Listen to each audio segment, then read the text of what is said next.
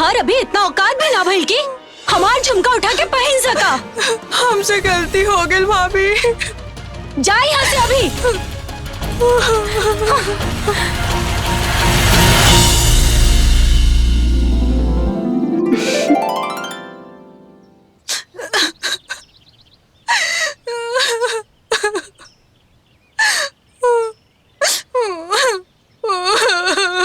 अरे का भइल? हाँ बेटा, काहे रोत रहा? का भइल बेटा? माई, हम भाभी के ना झुमका देखत रहनी ऐसा ही, तो भाभी हमसे हाथ मोड़ के झुमका छीन ले लिया हमसे। का ऐसे के लसिया? जाए तो बेटा, तो चिंता मत कर। अरे थूक ओकरा झुमका पे। हम अपना लाडली बेटी खातिर ना सोना के झुमका बनवा देले बनी। सच्ची? अरे तोर मौसी गइल बिया बाजार, अब ये लेके आवत होई।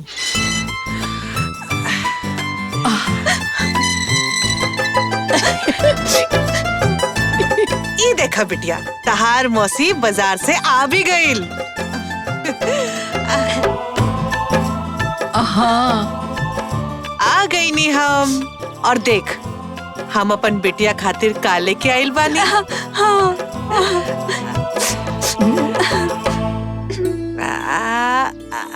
आई देखा झुमका।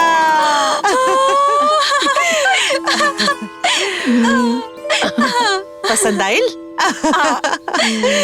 थैंक यू मौसी। अरे वाह, मौसी लाके झुमका देले तो मौसी याद हो गई, माई भूल गई। अरे ना माई, तू तो हमार सबसे प्यारी माई हो। ताके कैसे भूल सके नी? हाँ बहन।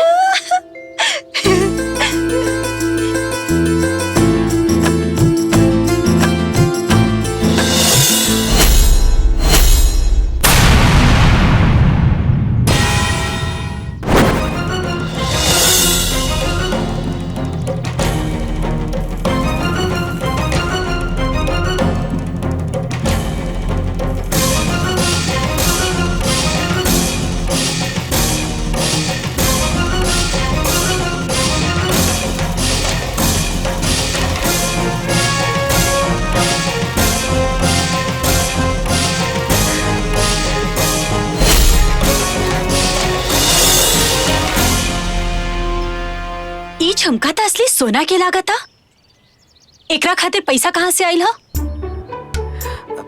कोनो सांप सूंघ गइल ह का? हाँ? कहाँ से आइल पैसा? जल्दी बताओ बुढ़िया, कहाँ से आइल इतना पैसा?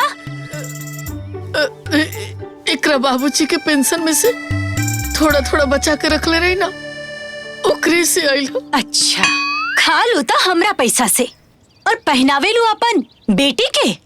अगर सबके दुरदुरा के भगा दे तब दाना दाना खातिर मोहताज हो जाइबू। और तू दोनों बुढ़िया कान खोल के सुन ला, अगर आज के बाद अपन बेटी के अगर एक और ढेला भी देते देख लेनी ना, तो तू दोनों के ना नरक पहुंचा दे। समझ गई लो? अब हमार मुंह का देखा दारू, जा सीधा घर के काम करा। भागो, जल्दी जा। चल चल।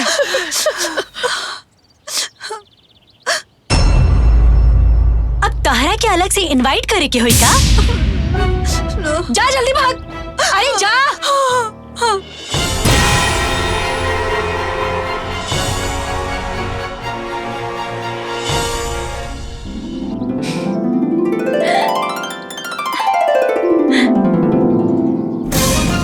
पता ना हमरा किस्मत में का लिखल बा कि ऐसा पतो आ गइल हमार। बताओ भला, हमारे अपने ही घर में नौकरानी के हाल हो गइल बा। मन तो करत अनु कि जहर देके मार दी। जहर देके तो छोड़ा माई, हमार तो मन करता ना कि गर्दन पे लात रख के मुआ मुआ के मारी। बतावा, हमर हाथ से सोना के झुमका छीन ले लसिया।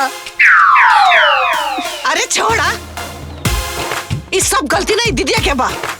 पता नहीं चुड़ैल के ई घर पे ब्याह के कैसे लेके आ गई। इतना मुंह चलावतिया, मन करता कर मुंह है कूच दी। का कहलू? हाँ हाँ हाँ, हमारे बारे में का बात चलत रहे? बोला? हाँ हाँ, अब तारा सामने ही बानी। हाँ, लोला कुछबू अब का हो गई कुछा तू लोगन के इतना हिम्मत हो गई कि हमरा बारे में चुगली करता रहा। अब तू लोगन के दिमाग ठिकाने लगाओ तनी। दूरी छोड़ दो ओकरा के, अब ना बोली हूँ।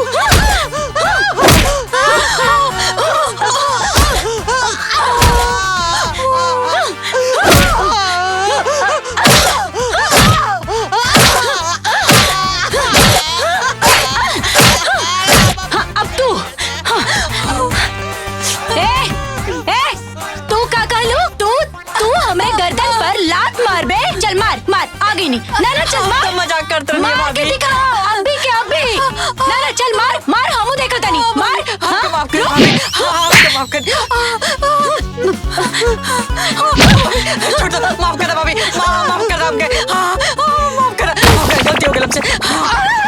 अरे छोड़ दो ओकरा के तू। अच्छा छोड़ दी तू हमरा के सिखाइबू। अभी कुछ देर पहले तो लिहाज सिखावत रहलू और हमके जहर देके मारे के कहत रहू ना। लिहाज सिखाइबू हाँ लिहाज सिखाइबू बोल लिहाज सिखाइबू हाँ बोला बोला और जहर देबू हाँ बोल। अरे मत मारा हमरा के, हम तेरे साथ है ना। दुल्हन मत मारा हमरा के। अरे देख हम तेरे साथ है ना। अरे कैसे पता बाड़ू तू? अरे अपने सास के बाद ना मरबू। दीदी दीदी माई, अरे दीदी माई, ए दीदी काबिल माई, अरे काबिल हां माई काबिल हां काबिल माई काबिल। अरे बड़े बुरा सपना देख लिया। हमरा के हमर पतो हमरा के डंडा से मार दिया। तो पगला गेल बाड़ू का हैं? सास कब बन गई तू हैं? और कहा की पतो ई मत भूला कि अभी हमनी सब लड़की देखे जाता नहीं, ब्याह नहीं क्या भाईल। हाँ अरे पानी दे पानी दे। शांत हो जा। अरे बाप रे बुरा सपना हुई भूल जो। शांत हो जा चल।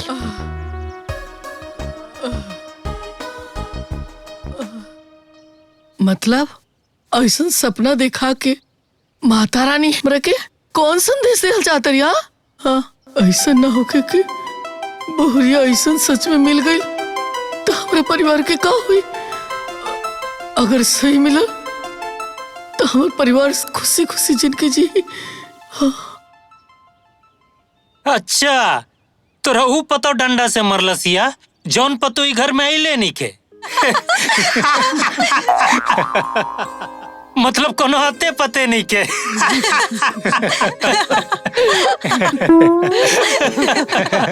कहाँ बात करे तारू? अच्छा ऐसन हो जाए कि वैसने पतो ई घर में आ जाए तब? ना ऐसा तो हरगिज ना आई। वैसे भी दुर्गा माई हमरा के सपना दिखा के आगाह कर देले बड़ी कि कैसन पतो हमरा घर में लावे के बा। माई ताके कैसे पतो चाहिए? आज के जमाना में ऐसा पतो कहीं ना मिली और आजकल के पतो तो घर में आते ही अपन चाल ढाल दिखा देवेली। हाँ दीदी हमार नजर में एगो लड़की बिया ओकर पूरा परिवार अमेरिका में रहेला। अमेरिका में और लड़की तो बिल्कुल अंग्रेजी लगती है। तू कहा था बात चलाई?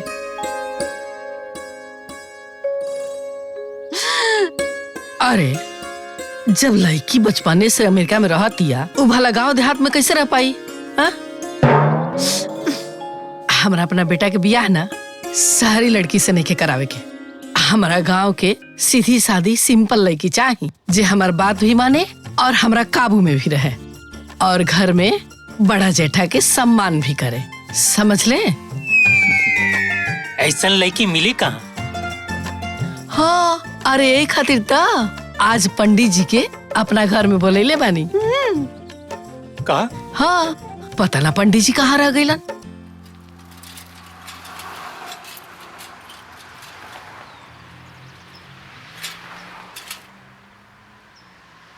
अरे हम आ गई नी। कहाँ बड़ो लोग? लगा था कि पंडित जी आ गए नी। हाँ तोहरा के सबसे बढ़िया लड़की के फोटो दिखाओ तनी।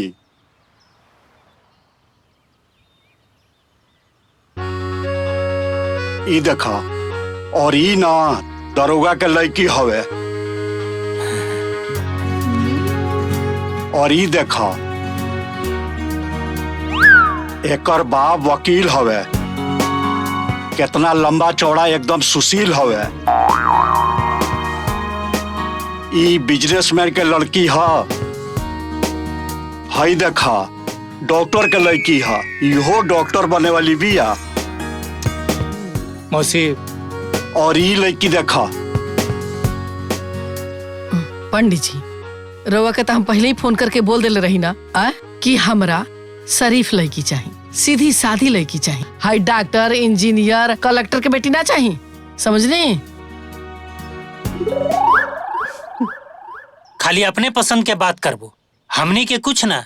अरे सूरज हमरो बेटा हा, तनी हमरो से एक बार पूछला कि हम कैसन पुतौ लावे चाहतनी। चुप रहो रहुआ। जब हम बात करतनी तब बीच में बोलल जरूरी बा? मुंह बंद करके रखे रहुआ, जब देखा बीच में टपक पड़ीला। और हाँ, आज तक के घर में हमरे चलल बा और आगे भी हमरे चली। जाई रहुआ ऐसे से बात करतनी।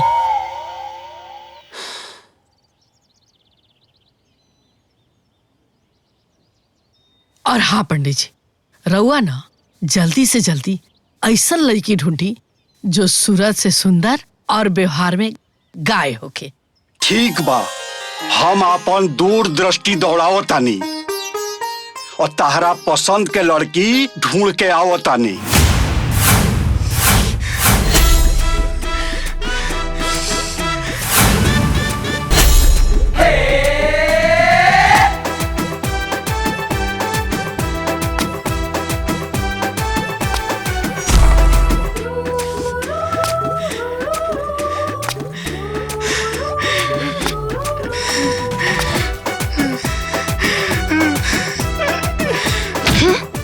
मुझो सर, तू इतना हिम्मत हो गई कि तू सपना के व्हाट्सएप पे दिल भेजबे? हाँ?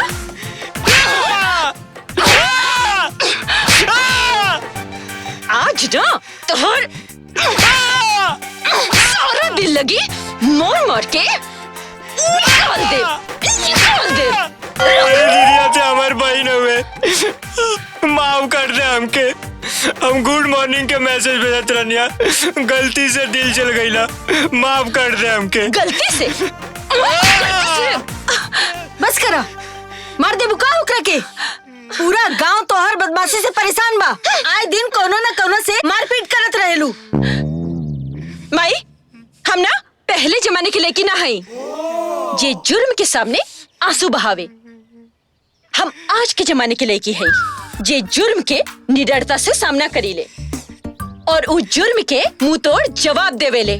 चुप हो जा। पहले के जमाना होए चाहे आज के जमाना होए, बाड़ू तो एगो लड़की है ना, और लड़की संस्कार और मर्यादा में रहे तो ज्यादा अच्छा लागेला। चल यहाँ से चल, हम कहते नहीं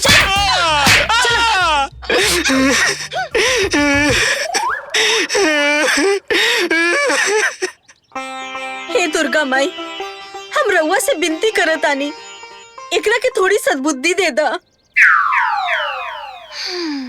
पूरे गांव के तो ही मार पीट के ठीक कैले बिया। पूरा जिला जवार में एकर बदमाशी के चर्चा बा। माई, रउआ भी ना हद करेनी।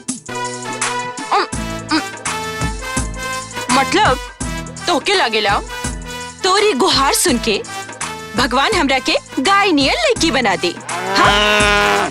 अरे तोरा के तो खुश होके के चाहिए कि तोर बेटी एगो शेरनी बिया, शेरनी जेकर दहाड़ से ना पूरा गांव हिल जाला, कांप जाला। हाँ ओके, ऐसे ही दहाड़बू ना तो तोहर बियाह कैसे होई? हे माई दुर्गा, हम रउआ से विनती करतानी, ये हमार दूसर विनती बा। एकरा खातिर कोनो अच्छा सा रिश्ता भेज दी। हम ना माई के 1 किलो लड्डू चढ़ाई। अच्छा,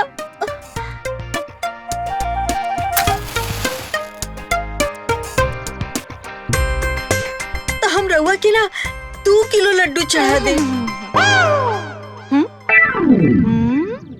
अच्छा 2 किलो से काम ना चली। तो ठीक बा माई, हम रउआ के 5 किलो लड्डू चढ़ा दे, पर हमरा घरे ना कोनो अच्छा सा रिश्ता भेज दी एकरा खातिर।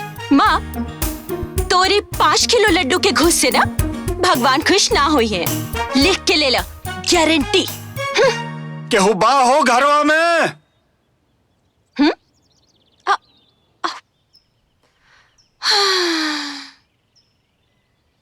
अरे पंडित जी प्रणाम। खुश रहा खुश रहा। आज यहाँ कैसे, का बात बा? अरे तू हमेशा कहत रहलू हो अपना बिटिया खातिर बढ़िया रिश्ता देखे खातिर, उहे रिश्ता देख के आइल बानी। तू कहता रू कि का करता नहीं आई जा। अच्छा रिश्ता लेके आइल बानी, आई ना अंदर। टाइम नइखे हमरा लगे, ऐसा रिश्ता हम लेके आइल बानी ना, उ घर में तहार बिटिया राज करी, राज जल्लू। अरे इतना बढ़िया परिवार बा, एकदम सबके सब शांत स्वभाव और मिलनसार बाड़े सन। कहत काल उ लोग के लेके आ जाइए जा। ये तो बहुत बढ़िया बात बा, नहीं काम में देरी को ना बात के लेके आ जाए। अच्छा तो ठीक बा, तो काल लेके आओ तानी हम उन लोग के। ये सब का खिटपिट चल रहा है बा। अब मतलब 5 किलो लड्डू में इनका काम हो गई। कहीं ये लोगन के भी ऑनलाइन बिजनेस तो ना शुरू हो गई बा। आहो।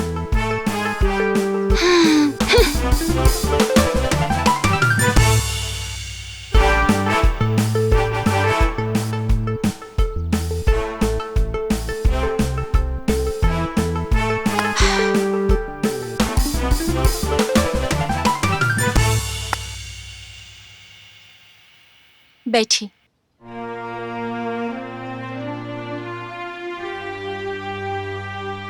माई, एको बात बताबा,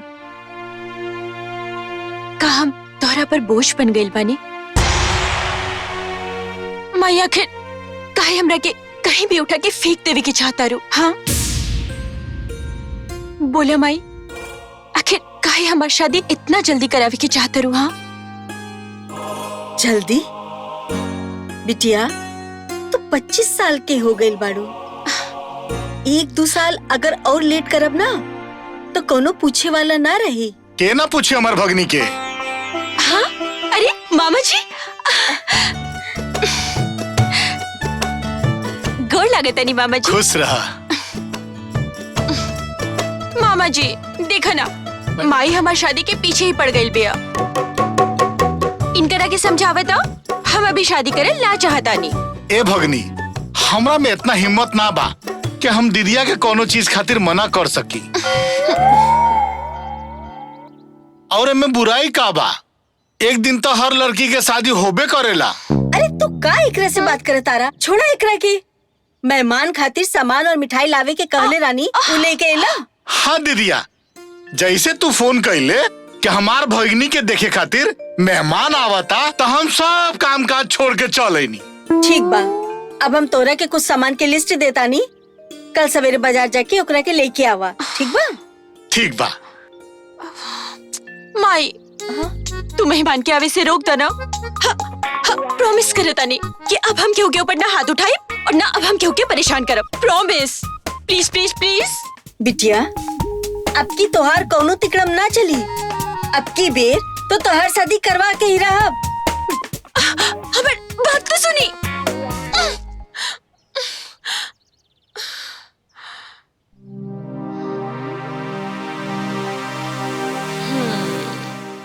अरे का दीदिया है, कितना देर हो गई बा? साजत हुई है जे। ए जीजा जी, जीजा जी। अरे आ रहल बानी। साइड अजी, प्लीज। ट्रिंग ट्रिंग ट्रिंग ट्रिंग। कैसा लगा तनी? इतरा ऐसन बाड़े जैसे लागता कि साहब बन गइल बाड़े। अरे पतो देखे जा रही अपना खातिर लड़की ना चली, बहुत हो गए। वो तो ठीक बा, लेकिन सूरज कहाँ बा? अरे हाँ, सूरज, सूरज। ओ सूरज, कहाँ रह गई? मौसी मौसी ए मौसी, हम ना जा पाई। कहा कि रात भर हमार पेट गुरगुरात रहे, अभी तकले 3 बार जा चुकल बने। कहीं कहीं रास्ता में कुछ गड़बड़ हो जाए बड़ा बेइज्जती हो जाए। अरे माई तू लोग जा, तू लोग जा, हमें यही रहता। अरे बेटा ते चिंता मत कर, ते ना डॉक्टर के दिखा के घर में आराम कर। अरे हम लोग के बोल दे कि तोरा ऑफिस में जरूरी काम आ गया, यही से चल गए। ठीक बा, ध्यान रखिए ते अपन। हाँ चला दीदी, चल चल चल। हाँ चला। ओ रे हम रउआ लोग के परिचय करवा देता नहीं। यहाँ कहीं लड़का के माई जगदम्बा देवी, नमस्ते। और ई हई लड़का के मौसी शनिचरी देवी, और ई हई हम ही बहन मोहिनी, अरे हमारे बाबूजी राम प्रसाद। प्रणाम। और हम है सपना के माई, और ई बाड़े सपना के मामा बंसीलाल।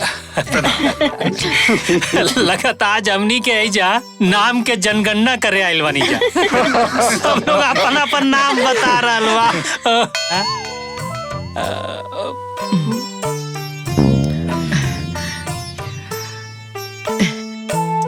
लागत था कि रउआ हमारा बेटा के बारे में जानल चाहता नहीं। का बात बना कि ओकर आज ओकर अर्जेंट मीटिंग आ गई, यही से ओकरा जाए के पड़ल। अच्छा।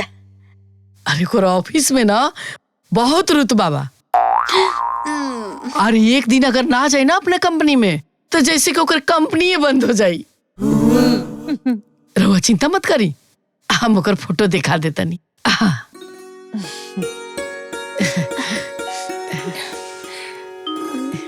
ला हम दिखा देता नहीं, देखी।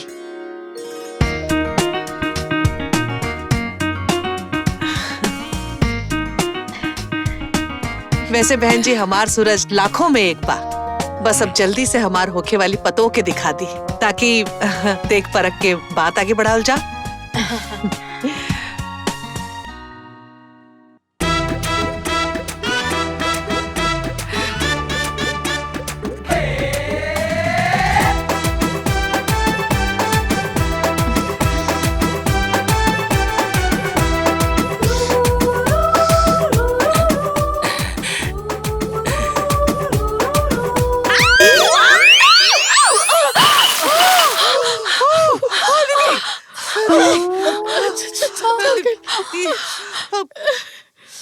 हमरा के माफ कर दी, गलती से गिर गई।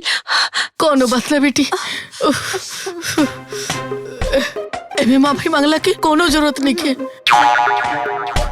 गलती तो इंसाने से होखेला ना, इंसानों ऐसे भी गलती के पुतला होखेला। ए दीदिया, जाके इनका साड़ी चेंज करा दा। आई बहन जी, आई आई आई। अच्छा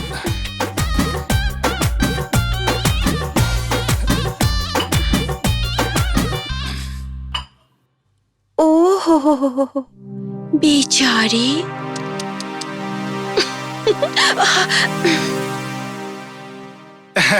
रउआ लोग नाश्ता करी ना। हाँ हाँ रहुआ ही ना।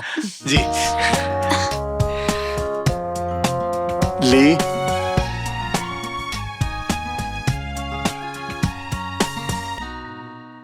अरे माई जी रौरा खाना बनाओ तनी, हमके कह देती हम बना देती। कैसन बात करत बाड़ू, तू मेहमान बाड़ू, तोहरा से खाना बनवाई तो हमरा के पाप ना लगी। अरे पाप अब कुछ न लगी, अपना घर में तक खाना हम ही बनावे नहीं, और शादी के बाद सपना भाभी का खाना हम थोड़ी ना बनावे दे। अब हटी, अब हम खाना बना देते नहीं। हे भगवान, तोहर लाख लाख धन्यवाद। होखे वाली ननद कितना व्यवहारिक बिया, परिवार के सब लोग बहुते शरीफ और मिलनसार बाड़े। सच में हमार बेटी के नसीब खुल जाई। अच्छा ठीक बा, लेकिन तू अकेले खाना ना बनेबू, हम तोहार मदद करब। हाँ ठीक बा। अरे माँ, हाँ रउआ काहे मदद करबो? हम है ना, वैसे भी ये हमार होखे वाली ननद है, तो हम इनकर मदद करब। रहुआ जाके मेहमान लोगन के देखी ना, ठीक हम बा। सब संभाल ले। ठीक बा। ठीक बा, तो पहले हम पूरी बनाई, फिर हम सब्जी बनाई। अब बता दी आटा कहाँ बा? आटा वहाँ बा ऊपर में। दीदी हमरा के कुछ काम बा, तो हम निपटा के तुरंत आवता। ठीक बा, ठीक बा। ठीक बा।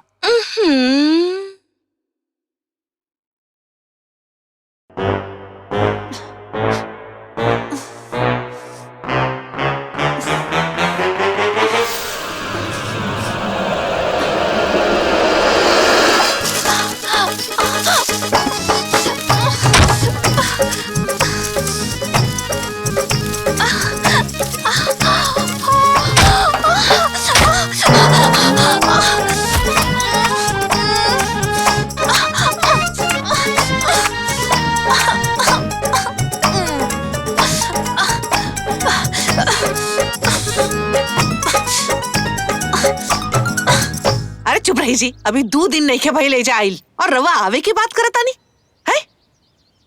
अरे सूरज खाते लड़की देके आइल हई, शादी के लड्डू खा के ही आई बा।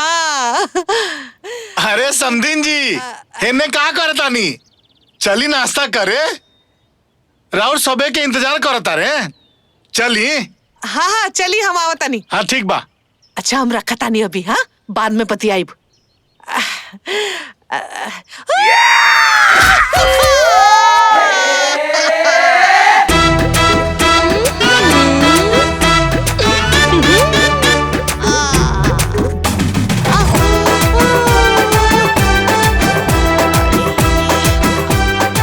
बेचारी बुढ़िया।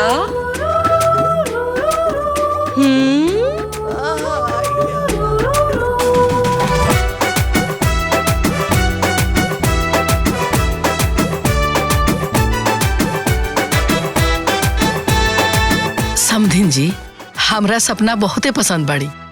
हम इनका के बहू के रूप में पाके ना एकदम तर जाए। हमारा तो मन करता कि अभी इनका के विदाई करा के लेके जाई। लगले हाथ इहो बता दी कि दहेज कितना देवे के पड़ी। ना ना महाराज, हमार परिवार में दहेज ना चलेला। अरे लड़की हमनी खातिर दहेज बा, अगर रउआ लोग के कुछ मर्जी होके तो दे देम। बाकी हमार बेटा के बियाह सपने से हुई। वाह, दोनों परिवार ही रिश्ता के जोड़े खातिर ही बनल बा। देखी समधिन जी, रउआ पास ना हम अपन बेशकीमती बहू के छोड़ के जा रहल बानी। ध्यान रखो रउआ। अच्छा दीदी, अब चलल जाओ। चल चल। अच्छा चलो जी, चलो। नमस्ते।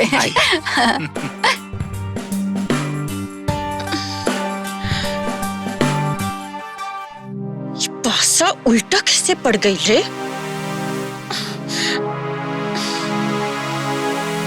बिटिया, हम खूब जाना तनी तोहार खुरापाती दिमाग के। तू ऊ लोगन के इतना तंग कैलू कि ऊ लोग यहाँ से चल जाए, लेकिन भइल का? तोहार इतना कोशिश के बाद भी बियाह तो तय हो गई ना। चुप हो जा माँ, हम ही शादी ना करें। देख लिया, हम शादी के दिन ही ना मंडप से भाग जाए।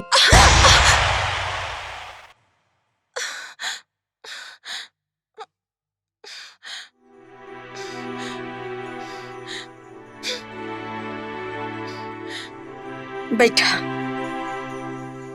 देखा बिटिया, हमनी तोहार दुश्मन बानी का जे तोहार जिंदगी खराब करब? कैसन बात करत आरू? कौना माई के अरमान ना होला कि ऊ अपन बिटिया की शादी अच्छा और बड़ा घर में करे? लेकिन तोहके हमार चिंता नहीं खे। ठीक बा, तू जाए के चाहता रू ना तो जा, मगर एगो बात याद रखिया कि अगर ब्याह से पहले तू आपन कदम ई चौखट के बाहर रख लू ना तो हम जहर खा के अपन जान दे दे। देख भगनी, बचपन से तू जैसन कहलू हम और दीदिया तोके वो देनी, मगर आज तू गलत करत बाड़ू।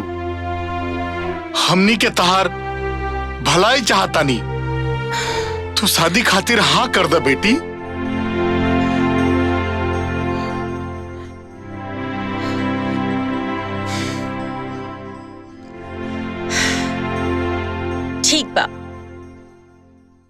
हम ई शादी खातिर तैयार बानी। लेकिन हमारे को शर्त बा।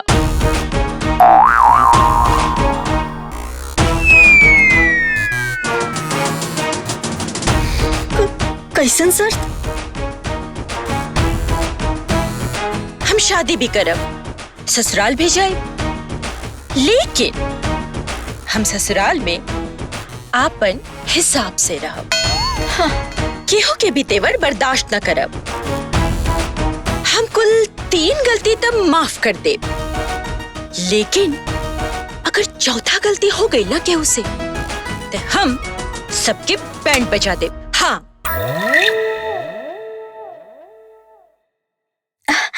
लेकिन बिटिया उ लोग तो बहुत शरीफ बाड़न। उ लोग तो गलती करे ना सकेलन। हाँ। तू चिंता मत करा। हमरा के ना आपन चिंता ना बा, लेकिन रउआ लोग अब ओ लोगन की चिंता करी। ओके।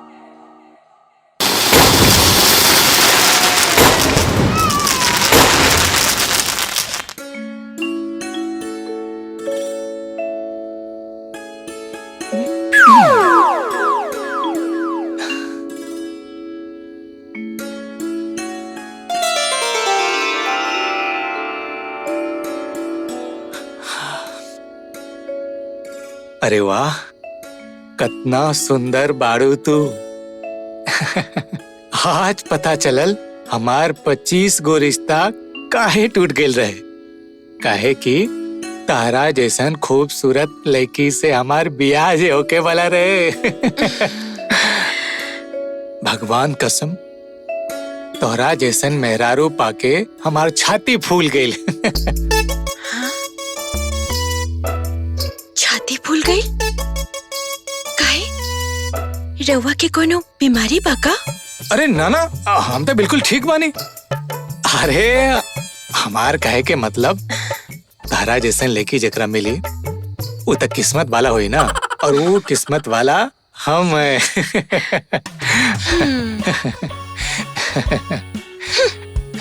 और हमार किस्मत फूटल रहे जे तारा जैसन ढीला से हमार बियाह हो गई। का भाई, का सोचा तारू?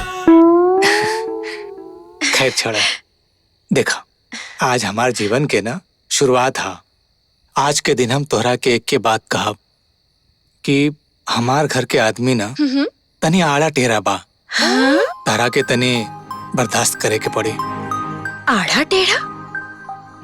बाप रे बाप, ई का झोल झाल बा हो। हम कुल 3 गलती तब माफ कर दे, लेकिन अगर चौथा गलती हो गई ना केहू से तो हम सबके बैंड बजा दे। हाँ।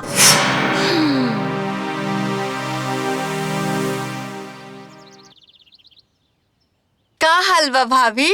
हाँ? वो कहा ना कि आज हमनी के ना ई सोचनी है जा कि राउर घर में पहला दिन है, तो पहला दिन ही घर में ना बहू के हड़िया छुआई के रस्म होखेला। तो घर में सब लोग कहा ना कि रउरा आज खीर बना दे, लेकिन वो कहा ना कि हमके पूड़ी भी खाए के मन करता। अब खीर के साथे पूड़ी तो चाहिए ना, तो पूड़ी भी बना दी। ठीक बा। अब दीदी बताई कि आटा कहाँ बा? आटा? हाँ, उरहल। ठीक बा। हाँ।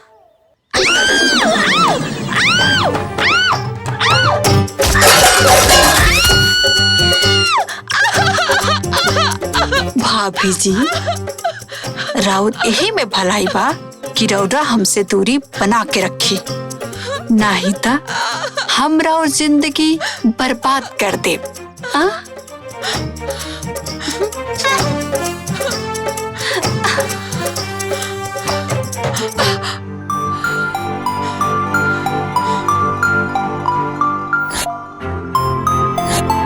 अरे ये 1 से 3 लिख के तू 1 के काहे काट देलू? बहुत जल्दी ये पता चल जाए।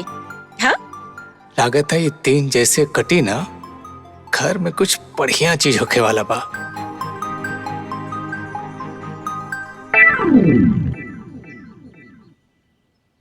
है देखा बाबूजी, कहा का आजकल न्यूज आवता।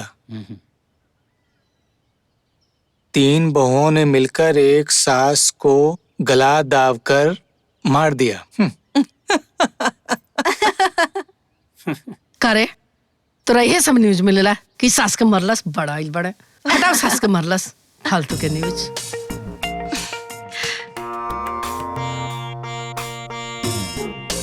पी ले चाय। राउर चाय।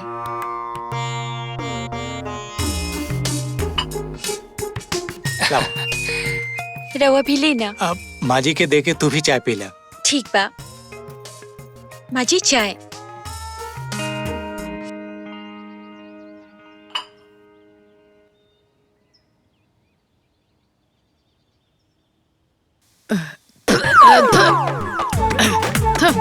कहो ऐसे चाय बनेला है? एकदम बेलूरी है बाड़ू। तहर माई को लूर सिखैले बड़ी कि ना तरह के। चलो जा दूसरा चाय बना के लेके आओ। ले जा ले धर। अरे भाई हाथ चुप बैठ। अरे चुपचाप बैठ। भाई हाथ जल गए। कुछ नहीं के भाई नाटक करतिया। ज्यादा मेहरारू के छोकर बनबे। बैठ। ठीक कहा तेरू माई, हमनी के ना लड़की ढूंढे में मात खा गई नीजा। ये बहुत बड़ ड्रामा बाज बिया। लगत न कि सारा ड्रामा पर माई से सीख के आइल बिया। ए, जो चाय उठा के लेके जो जाके खाना बनाओ।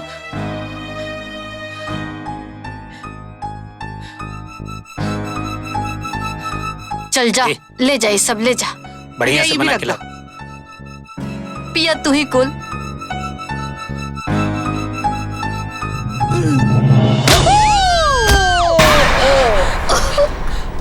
ए दीदी,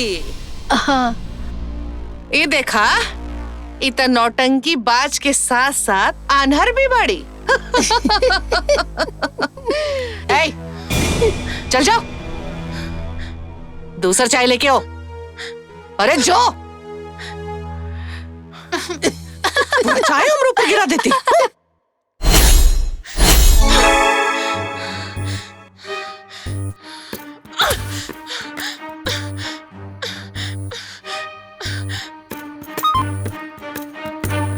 हाँ बिटिया, हम तोहर बात मान के शादी करी, लेकिन तोके पता बा तू जैसन सोचे तारू ना वैसन ही लोग बिल्कुल ना बा।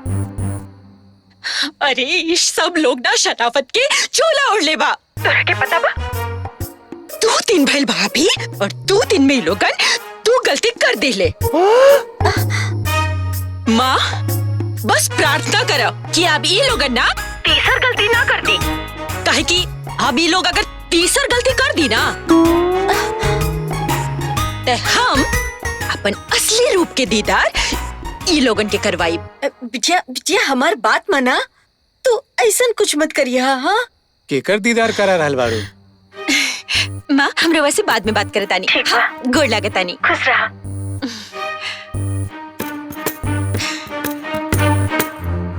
ए सुना, जितना तरह गहना चढ़ल बना सब पहन के नीचे आ जा। काहे से कि हमारा घर के परंपरा बा कि कुल देवी के प्रणाम कइल जाला। ठीक बा माँ जी। हाँ एका हो 1 2 3 और 1 और 2 के काट देले बड़ू। ये कौन तमाशा चलता? अरे माई हम तो बस 3 कटे के इंतजार करता नहीं।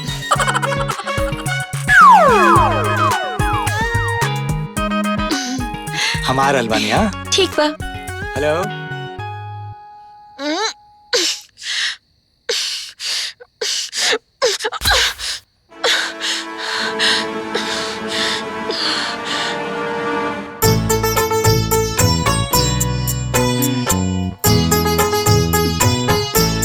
जय माता रानी।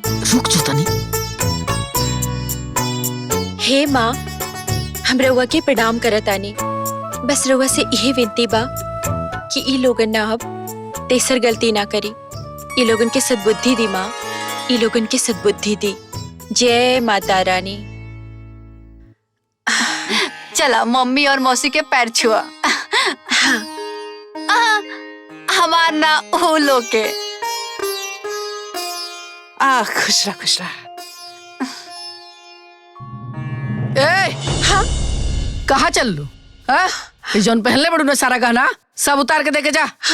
अभी गहना पना तहर तनिको अधिकार निखे। माँ जी रवई का कहा तानी? अरे दुल्हन पर चढ़ावल जेवरात पर तक से दुल्हन के अधिकार होला ना?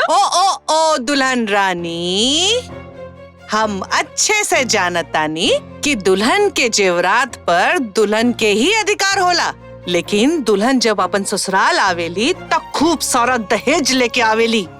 तू का लेके आइल बड़ू? हाँ बोल। लेकिन दहेज की तो कोनो बात ना भइल रहे ना? काहे से कि ना तोहरी के औकात 2 कौड़ी के रहे और ना भिखारी के कटोरा से सिक्का उठावल हमरा खानदान के शान के खिलाफ बा। तो उस समय बोले के चाहिए ना, शायद भिखारी के कटोरा में सोना के सिक्का मिल जाइत, तब तोहनी लोगन के औकात न पा जाइत।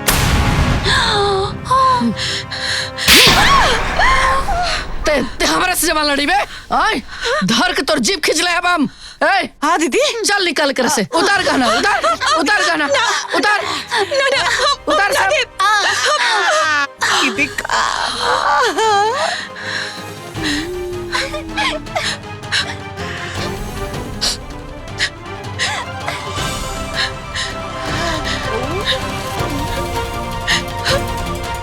अरे अब खड़ी का बाड़ू जा नहीं जैसे। अरे जा ए दीदी आजा। दीदी अब हमार कहना हमनी के का सोचा तरुआ?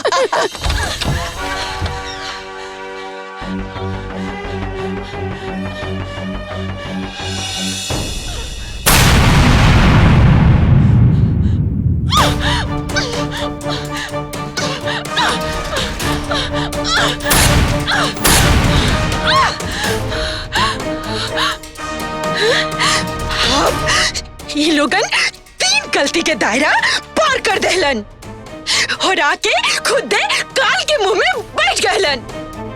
अब हम ये लोगन के दिखावा तानी कि असली तांडव का होला। अब हमार प्रकोप से ना ये लोगन के भगवान ही बचा सकेला।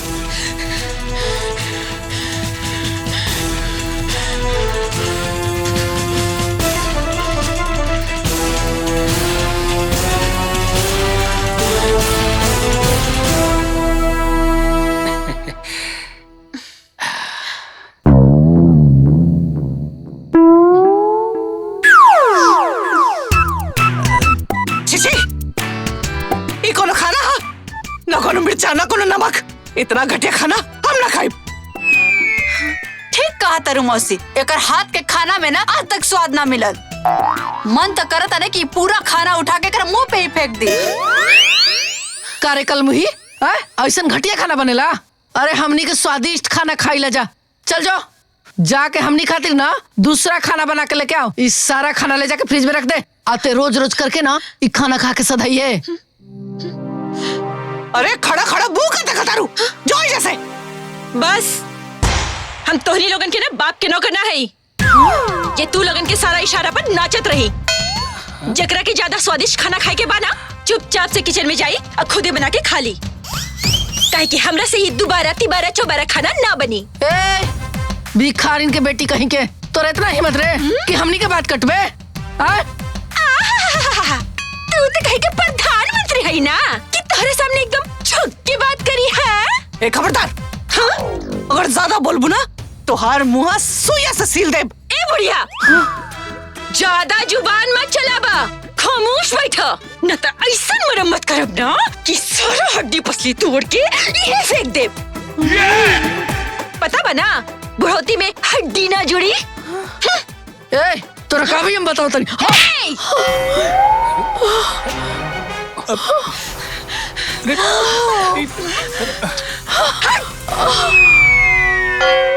तोहरा के का लागल कि हम मासूम हई? हाँ? अरे हम तो उज्ज्वला हई ना, जे तोनी सब लोगन के एक के साथ जला के भस्म कर दी। स्वादिष्ट खाना खाए के बा। चल बैठ बैठ बैठ। अरे बैठ। ठोस ठोस फटाफट ठोस ठोस खा फटाफट खा।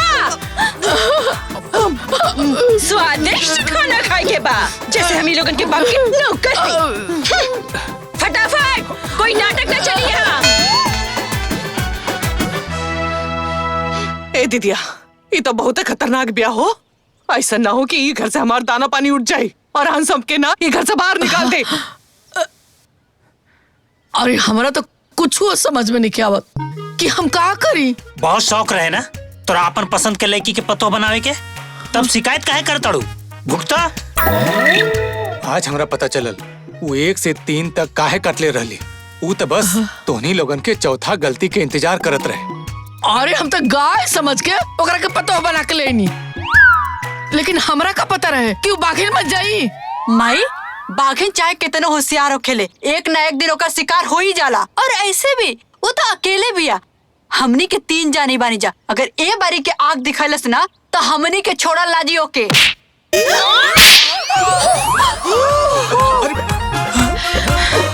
अरे कल मुही शर्म नहीं क्या आवत?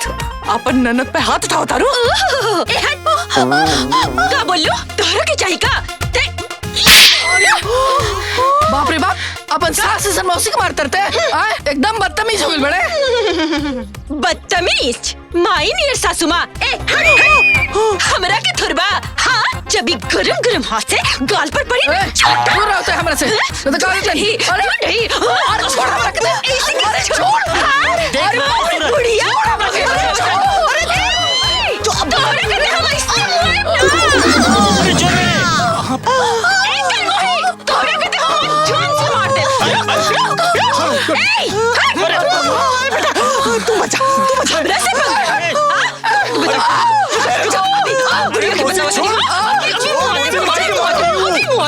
छत से फेंक दे। घर के बहू के तमीज और इज्जत से रहे के चाहिए। अगर ये घर में रहे के बाद तो कायदे से रह, नहीं तो भाग गए जैसे भाग।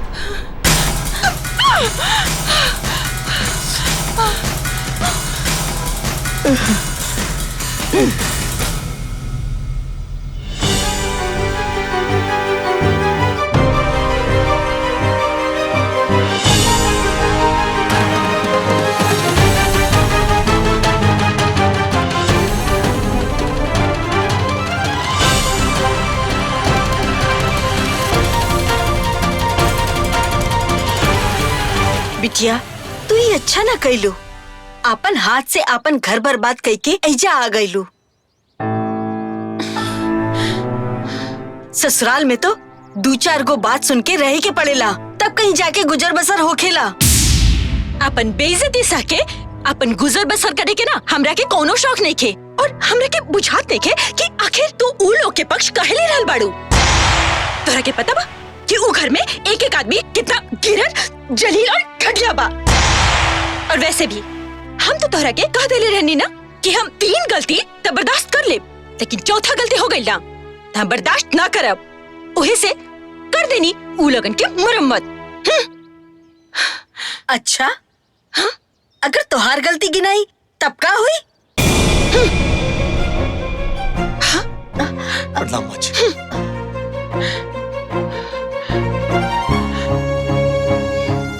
हम तो के समझदार मानत रहे। अरे घर में झगड़ा लड़ाई तो होते रहेला, और तो के तरह से घर छोड़ के ना बेके चाहिए। चलो। तोहार हिम्मत कैसे भइल ये घर के चौखट लांगे के? चला निकले यहाँ से। अरे चला, अरे अरे चलो निकले यहाँ से। अरे निकले हमारे घर से, निकलो।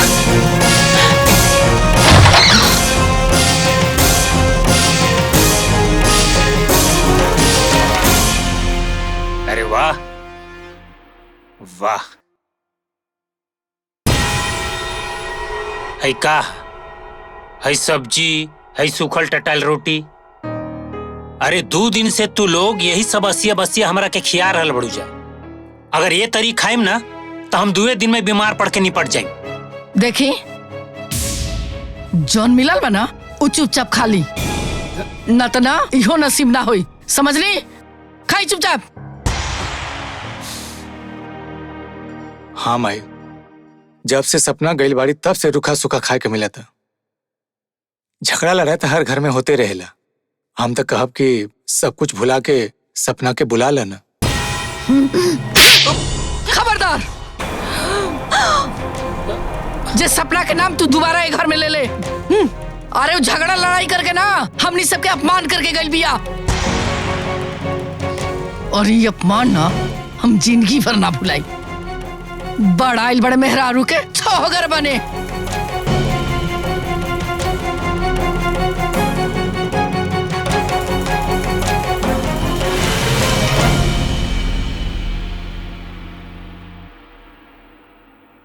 ली दामाद जी, खाना खाई।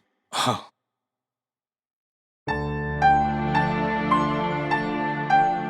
जब तक ये फसाद खत्म ना हुई, ससुरारी में ही आके पेट भरे के पड़े।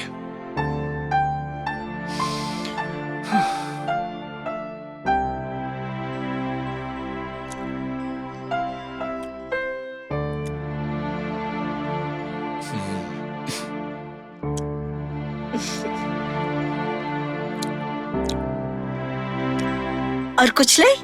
खाई दी ना माँ जी। आए हो दादा, तू फिर से मुंह उठा के ऐसा आ गया।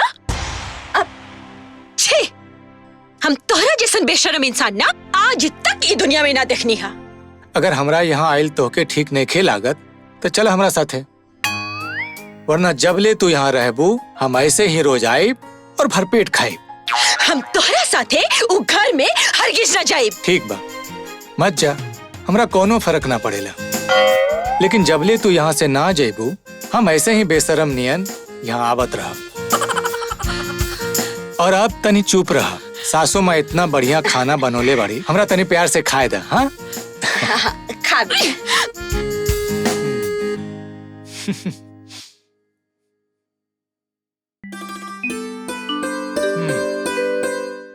फर्स्ट क्लास बनल बा माशी। भात दी?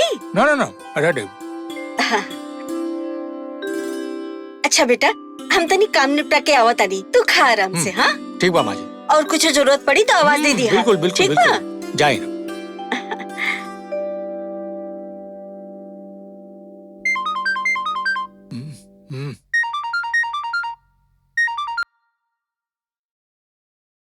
हेलो। हाँ बेटा, अरे कहाँ बड़े? ऑफिस में बने बाबूजी। अरे ये डकार तो कुछ बढ़िया खाना के लगा था बेटा। अरे बाबूजी, हमने के नसीब कहाँ अच्छा खाना खाए के, बस ऐसे ही भुजा भड़ी खा रहल बानी। बेटा अगर यही भुजा बड़ी तोरा संगे खा के हमहू बढ़िया डकार मरती तो मजा आ जाई। ऐजा तो ये लोग भूखे रेटा देले बड़ी सन। बाबूजी अब ठीक बा, हम घर आके बात करता नहीं। हाँ हाँ आ जाओ, जल्दी आओ। ठीक बा, कुछ बढ़िया खाई के मिले। अभी रखता नहीं, ऑफिस में बने नो। ये तो सही में खिएला बिना एकदम हमरा के परेशान कर दिया सब।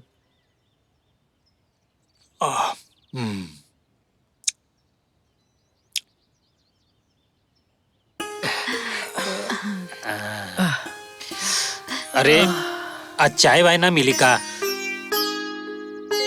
पता न, देखी ना सवेरे से आज हमार कपार में बड़ा दर्द बा। इतना दर्द होता ना हम कि बर्दाश्ते नहीं होकर। ए बेटी जाना तने एक कप चाय बना के ला दे। माई हमार उठे के मन नहीं करत, मौसी के बोलना जाके चाय बनावस। ए मौसी 4 कप चाय बना के लिया वा। हम वो का है ना बिटिया, आज हमार देह बहुते दर्द करता। हम थोड़ा देर में बना दे। हम तोरा के कहनी अते मौसी के अढ़ा दिलिस। छोड़ा संतोनी के, हम ही जाके बना ले।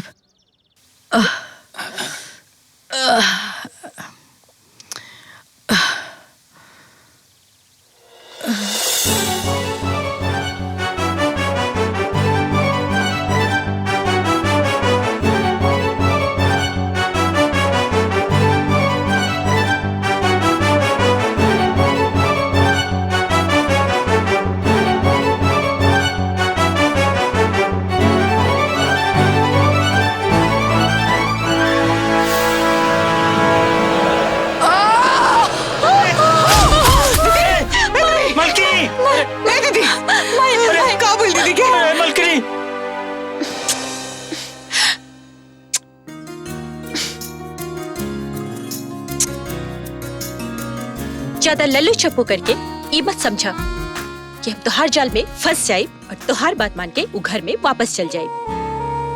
अरे तू ऐसा काहे सोचता रू? हम तो बस अपन पत्नी से प्यार करता नहीं, बिना कोनो लोभ के। हाँ? और ही हम जानता नहीं ये दुनिया औरत से चलेला। औरत इतना कोमल हो खेली कि ओकरा पर जबरदस्ती कैला से कुछ हासिल ना हो खेला। मगर इतना जरूर कहा कि तू हमार घर के फूल रहो। तोहारे जयला से हमारा आंगन सुना हो गई।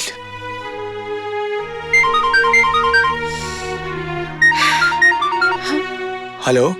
अरे बेटा तू जल्दी घरे आ जाओ, तुर माई के बड़ी तबीयत खराब बा। कहा? हाँ बेटा जितना जल्दी हो सके आ जाओ। हाँ बाबूजी हम अभी बताने। सपना माई की तबीयत बहुत खराब बा। अरे माई की तबीयत बहुत खराब हो गई बा। चलो तू। 1 मिनट बैठा। अरे माई की तबीयत खराब हो गई बा, चलो तू जल्दी। तोहरा के का लगता कि हम तोहरा साथे उ घर में चल जाई? तोहार माई की तबीयत खराब बा त हम का करी एकरा में? तोहार माई मरे चाहे जिए ओकरा से हमरा के कोनो मतलब नहीं खे। और एक बात कान खोल के सुन ला कि हम उ घर में वापस ना जाए तो ना जाए बस।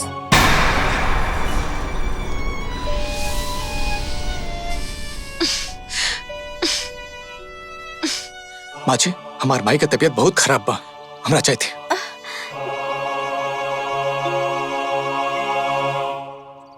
आज हमके पहला बार अपन परवरिश पे पछतावा होता। बिटिया आज जे तू करत आरू ना वो बिल्कुल ठीक नहीं खे। मुसीबत में तो दुश्मन भी काम आ जाले, लेकिन तू तो एगो दुश्मन से भी बदतर बाड़ू। अगर हमार पतो तो हर जैसन होत तो न जाने हमार का होखत, वो हमरा के मरद छोड़ जात। बिटिया जे नफरत के आग जे तू दिल में लगैले बाड़ू ना, एक दिन यह आग तोहरा के जला के तबाह कर दी। तो तू क्या चाहता रुमाई कि अब दुश्मन के घर वापस चल जाई? दुश्मन? ससुराल ही बेटी के असली घर होला, सास ही असली माई होली। और तू ऐजा मायके में आखिर कितना दिन बैठ के रहबू? हमार एहजा रहला से तोहरा के कोनो तकलीफ बा? ना हमरा के कोनो तकलीफ नहीं खे, मगर कुछ दिन बाद यह जमाना थूके लागी। शादीशुदा बेटी नैहर में शोभा ना देवेली। तो हर सास मुसीबत में बाड़ी और एगो असली बहू अपन सास के मुसीबत में ऐसे अकेले छोड़ के ना आवेली। तू जा बिटिया, तू जौन ससुराल की नफरत के आग से जला दिलू हा, ओके प्यार के फूल से सजा दा।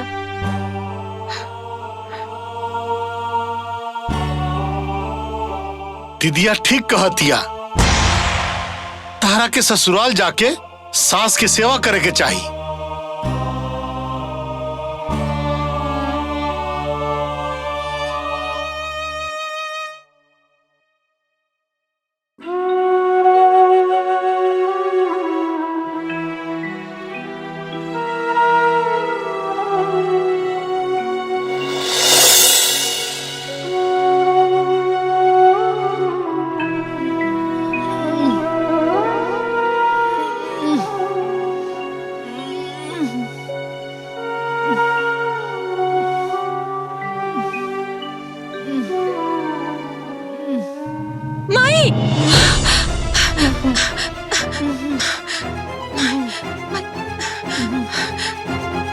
एक मिनट।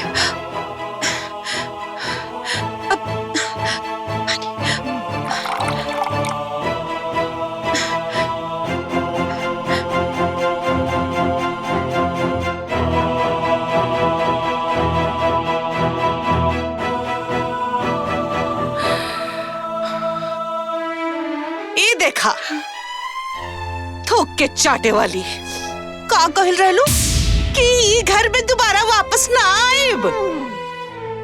अब कहाँ गइल तोहार उ तेवर? अरे मौसी ई भिखारन के ना अपने मायके में खाए के ना मिलल, यही से मुंह उठा के इजा आ गई लिया।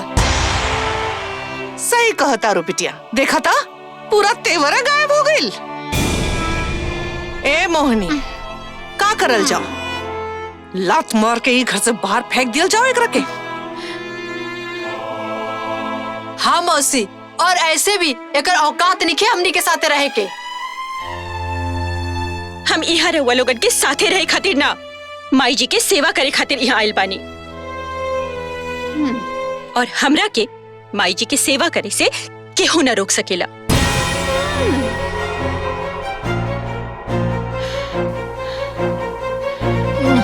ठीक बा, चला।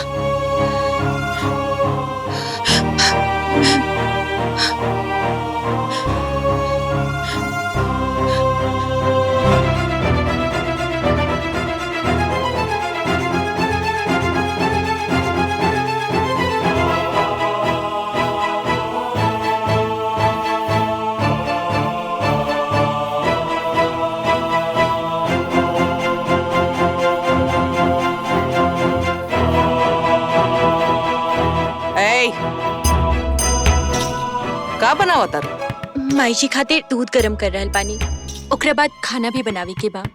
अच्छा, तो माई जी के खाना गैस पे ना चूल्हा पे बनी, डॉक्टर बोल ले बा, ठीक ना? हाँ, दीदिया के खाना मिट्टी के चूल्हा पर बनेला, गैस पर ना। वैसे भी तोरा से चूल्हा पर तो खाना बनी ना, तो तू रहेदा। और ऐसे भी मौसी, ये काम करे नहीं आइल, माई के सेवा करे नहीं आइल, ये तो नाटक करे आइल बिया। और ऐसे भी इस साफ ही हम अन्य के डसली। इससे अच्छा तू एगो काम करा, अपन बैग उठावा और चुपचाप ना अपन नैयर निकलला। मौसी जी, ये हमार ससुराल बा और हम यहाँ माई जी की सेवा करे खातिर आइल बानी। तो जब तक माई जी की तबीयत ठीक ना हो जाए, हम ये घर छोड़ के कहीं ना जाए। तो ठीक बा, देखा तानी की तुम्हारी नौटंकी कब तक चली और तू एजा कब तक टिकबू। चल बेटी, चला।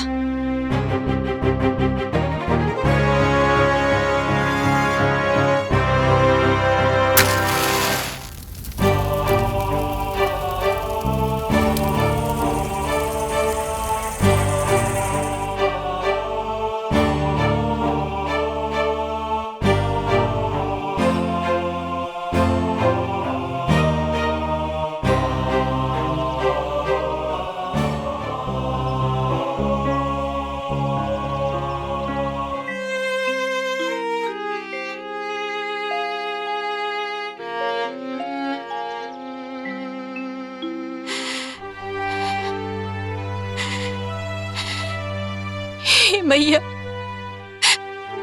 माई जी की जल्दी ठीक कर दी। अनजाने में ना उनकरा के हम बहुत ही तकलीफ दिले बानी। उनकरा से माफी मांगे के एक अवसर दे दी माता रानी, एक अवसर दे दी। उनकरा के जल्दी ठीक कर दी, जल्दी ठीक कर दी। मौसी, इतना माई के ऐसे सेवा कर दिया जैसे कि कितना सती सावित्री बिया। ठीक कतारू बेटी, अगर यही तरह दीदी की सेवा करके ठीक कर दी और हमनी के जियल हराम हो जाई, हमनी के खुशियन पर ग्रहण लग जाई, हमनी के बुरा दिन शुरू होके से पहले कैसे भी कई के ये कलमुही के ही घर से भगावे के पड़ी।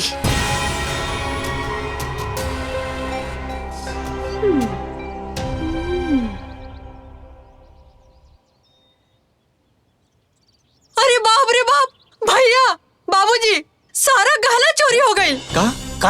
हाँ। पगला गई बाड़ू का? हाँ? ऐसे कैसे चोरी हो गई? अरे ऐसे घर से गहना कैसे चोरी हो गई? हाँ, अरे आज तक के घर में कबो चोरी ना भइल रहे, हाँ? आज कैसे चोरी हो जाई? देख, तू दोबारा जाके चेक कर। अरे भैया, हम ढंग से चेक कैले बनी, हम सही बताओ तनी, घर में चोरी तो भइल बा और सारा गहना चोरी हो गइल बा। हमके पता बा गहना के चुरैले बा। अरे जब तोहरा पता बा तो बतावा ना, के चोरी कैले बा? हाँ? ये चोरी सपना भाभी कैले बड़ी। हमके पूरा यकीन बा इस सारा गहना सपना भाभी चोरैले बाड़ी।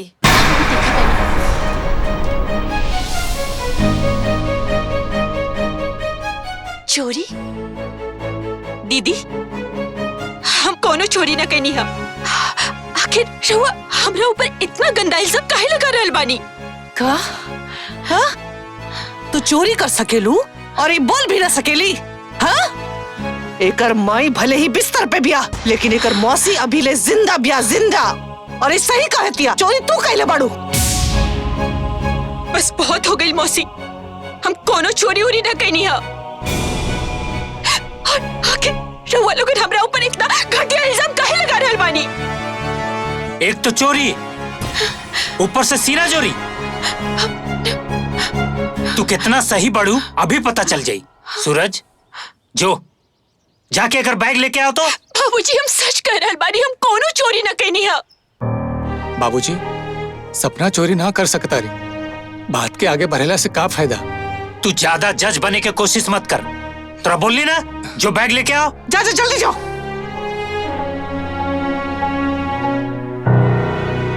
अभी पता चल जाई।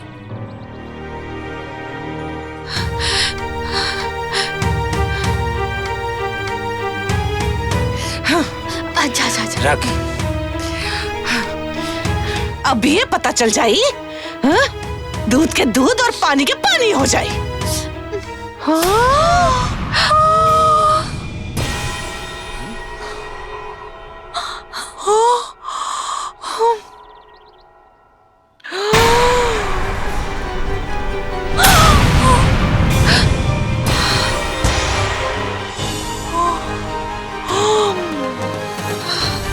हाय देखो, ये चलाक लोमड़ी सारा जेवर अपन बैग में रख ले बिया।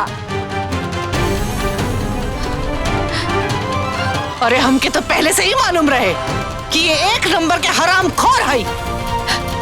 जीजा जी, हम दीदी के सेवा पानी खुद कर ले। ये दीदी की सेवा पानी ना, ये इजा चोरी करे खातिर आइल बिया। हाँ, आखिर हमरा की समझ में ना आ रहल बाकी वो लोगन हमरा पे इतना गंदा इल्जाम काहे लगा रहल बानी, जबकि वो लोगन के पता बा कि हम ई चोरी ना कैली हा।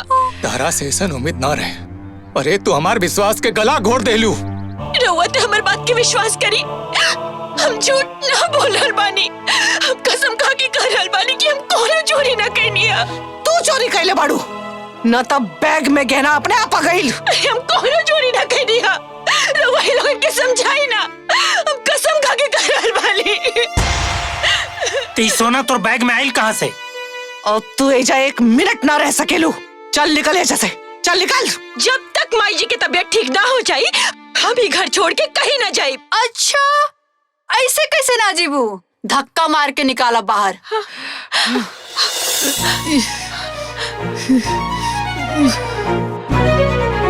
हम ना जाए। निकल, हमरे के मत निकाला।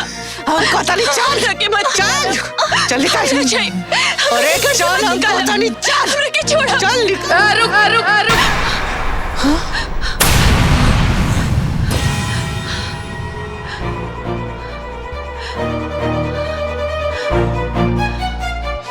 खबरदार, जे हमरा बहू के हुए घर से निकाले के जुरत कैलस। अच्छा भाई माई तू आ गईलू। देखा तारी पतो है ना, पूरा गहना चुरा के भागे के प्लान में रह लिया। दिव्या, एकर मासूमियत पे मत जो। हाँ, इ त एक नंबर के चोरनी है, चोरनी। उ त सही समय पर एकरा के पकड़ लेनी। एगो काम करा, तू ना लात मार के ना एकरा के घर से निकाल दा।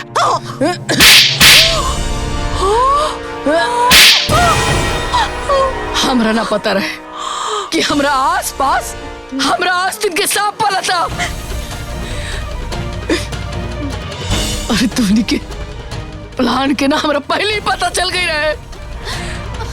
अब तो तोनी के मुंह देख के अब तोनी से घी ना रहल बा। अरे अब तो खुद हमरा अपने आप से घी ना रहल बा।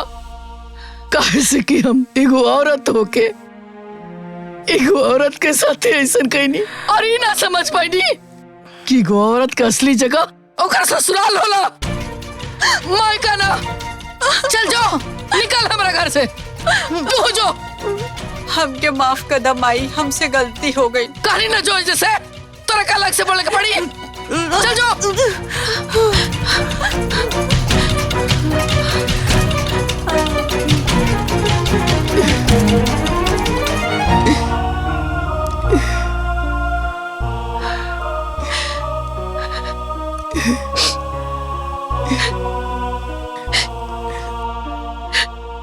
दुली हम तरक तनी की पहचान ना पाई। अरे हमर मती मारल गई रे। अरे तेरा बड़ो हीरा सुना हमरा के माफ ना करबू। माफ कर दे दुली, माफ कर दे दुली। ना माई, हमरा से माफी मांग के रहुआ हमरा के बाप के भागी मत बनाई। ना, रहुआ हमरा से माफी मत मांगे।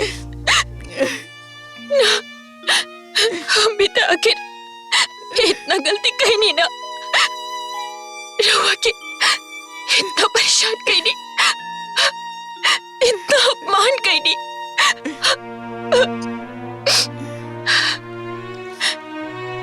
बता मामा, जब हम मायके गए नहीं ना, तो वहाँ हमार माँ कहनी कि तू यहाँ से चल जा, तुहार असली घर तुहार ससुराल बा। और आज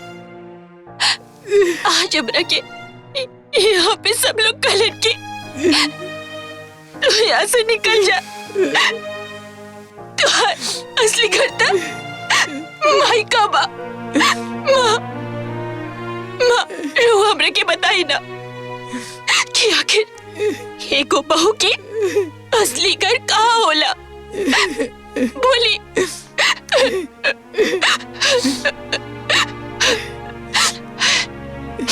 माँ हमरा के ना आज ये बात समझ में आ गई कि घर ना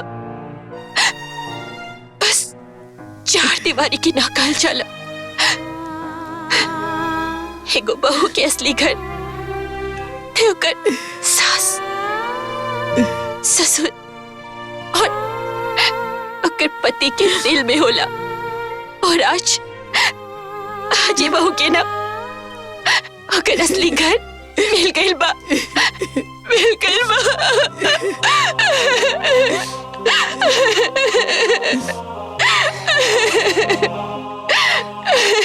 बहू, हमने दोनों बाप बेटा के माफ कर दे। ना बाबूजी। हाँ सपना, आज तो हमरा भरोसा पे बिल्कुल खड़ा उतर लो।